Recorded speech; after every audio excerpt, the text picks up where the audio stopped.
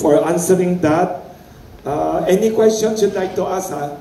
May nagtanong din pala isang journalist na hindi siya taga-energy bit daw, pero gusto lang niya malaman as an ordinary consumer. Hindi din siya lawyer. Yun always tanong sa Pilipinas ever since panahon pa yata ni Magellan, bakit ang mahal ng kuryente ng Pilipinas na almost doble sa presyo daw ng Japan or di naman at Japan the highest, we are among the highest.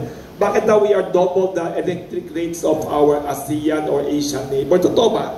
We are double? Halos po. Double? For some. Bakit daw ang aircon natin, ang electric fan pareho naman, bakit doble daw tayo? Sorry, at ano ito ng hindi marunong sa batas and hindi marunong sa economics of power. Actually, tama po na tinatanong natin yung mga ganong tanong. Kasi po, paano tayo malilinawan kung hindi po natin itatanong, di ba? So, alam ni Sir Nonoy ito.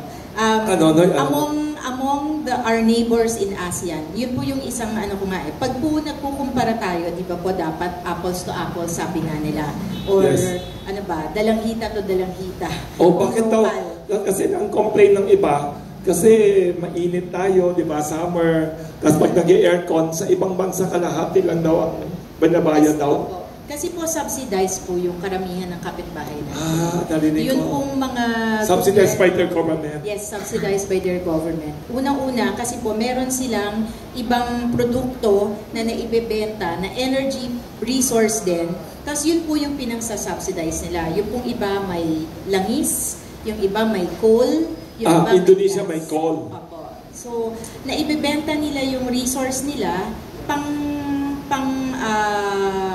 pang-discount dun sa mga kuryenteng binabayaran ng mga consumers nila. Yun po yung una.